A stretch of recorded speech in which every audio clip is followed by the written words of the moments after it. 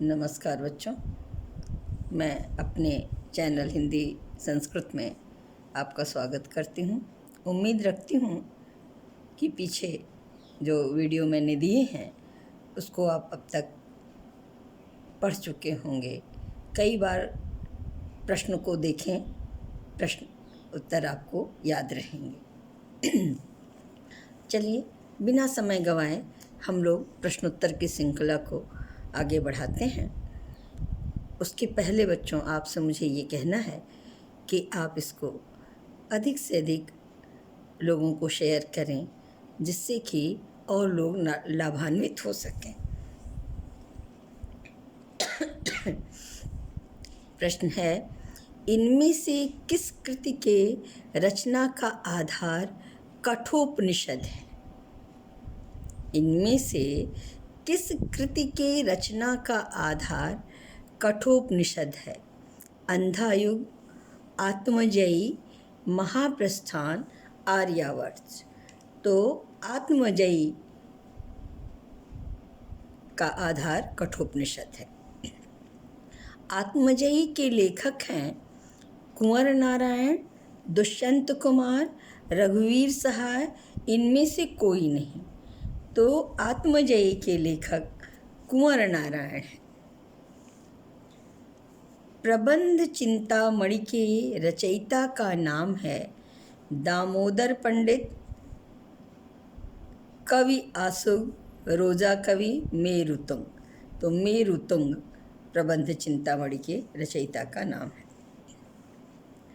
अवध प्रांत में अवधी किस नाम से जानी जाती है? अवधी भाषा के लिए पूछ रहा है कि अवध प्रांत में अवधी किस नाम से जानी जाती है? अवधी, कोसली, लखनवी, इनमें से कोई नहीं। तो अवध प्रांत में अवधी को कोसली नाम से जानते हैं। अगला प्रश्न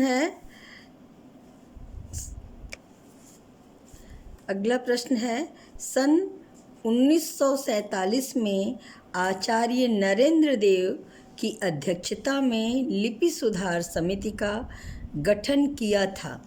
भारत सरकार ने, हरियाणा सरकार ने, उत्तर प्रदेश सरकार ने, भारतीय संविधान सभा ने।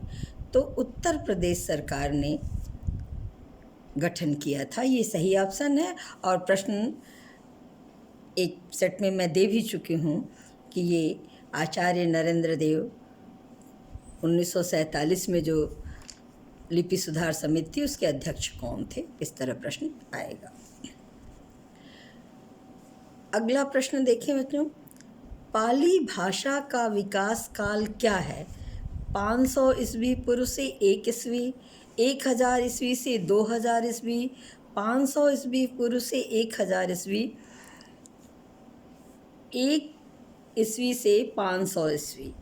तो 500 ईस्वी पूर्व से 1 ईस्वी ये सही ऑप्शन है। अगला प्रश्न देखें, निम्नलिखित में से कौन सी भाषा द्रविड़ भाषा परिवार की नहीं है? कन्नड़, मलयालम, तमिल, मराठी। तो मराठी द्रविड़ भाषा परिवार की नहीं है। अगला प्रश्न देखें, भाषा का प्राचीनतम रूप किस वेद में मिलता है? सामवेद, यजुर्वेद, ऋग्वेद, सामवेद। तो ऋग्वेद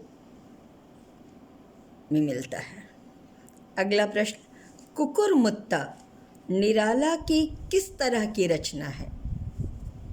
देखो बेटा, ये नहीं पूछ रहा है कुकुरमुत्ता किसकी रचना है, ये थोड़ा सा घुमा दिया कि कुकुरमुत्ता निराला की किस तरह की रचना है? श्रृंगार रस, व्यंग्यात्मक, वीर रस, करुण रस से।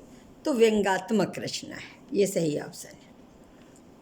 अगला प्रश्न देखें, अज्ञे को आंगन के पार द्वार पर कौन सा पुरस्कार मिला? अज्ञे को आंगन के पार द्वार पर कौन सा पुरस्कार मिला? ज्ञानपीठ, साहित्य अकादमी, मंगला प्रसाद, इनमें से कोई नहीं। तो साहित्य अकादमी पुरस्कार मिला है इस पर, ये सही ऑप्शन है। प्रयोग अपने आप में इष्ट नहीं है, अपितु साधन है, उक्ति किसकी है। अब बच्चों प्रश्न के मूड को देखें कि लोगों की कही हुई उक्तियाँ भी आएंगी, तो जो महत्वपूर्ण उक्तियाँ हैं उसको भी आप पढ़ें। वैसे मैं लिख करके ऐसे ही आपको ये सब भी दूंगी। प्रयोग अपने आप में इष्ट नहीं है, अपितु साधन है, उक्ति किसकी है। अज्ञेय, मुक्तिबोध, रामविलास शर्मा, इनमें से कोई नहीं। तो अज्ञेय ये सही ऑप्शन है। अगला प्रश्न देखो, निम्न रचनाओं में कौन सी रचना महाकाव्य है। सत्य की जीत, श्रवण कुमार, उर्वशी, रश्मिरथी। तो उर्वशी ये सही ऑप्शन है। वामन ने गुणों की संख्या घोषित की 10, 20, 30, 35। तो 20 गुण वामन ने बताए, ये सही ऑप्शन है। आगे देखें, बिन बादल बरसात, बादल बिन बिजली में कौन सा अलंकार है। विभावना, उपमा, रूपक, उत्प्रेक्षा। तो यहाँ विभावना अलंकार है। अलंकार का भी वीडियो बच्चों पढ़ा हुआ है, वहाँ से आप देखें, हर अलंकार को मैंने स्पष्ट किया है। एक बार अगर आप देख लेंगे तो अलंकार आपका स्पष्ट हो जाएगा। चलिए, काकु और श्लेष के माध्यम से वक्ता के आशय से भिन्न अर्थ की कल्पना किस अलंकार का लक्षण है। यमक, श्लेष, वक्रोक्ति, इनमें से कोई नहीं। तो वक्रोक्ति सही ऑप्शन है। मैंने वक्रोक्ति अलंकार को भी बहुत अच्छे से समझाया है बच्चों, एक बार आप अवश्य ध्यान करके उस पर देखें।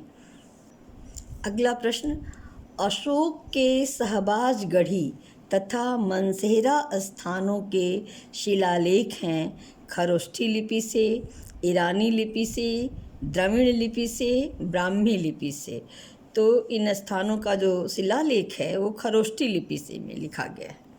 अगला देखें, कुंतक ने काव्य में किसकी समानता को प्रतिपादित किया है। कुंतक ने काव्य में किसकी समानता को प्रतिपादित किया है।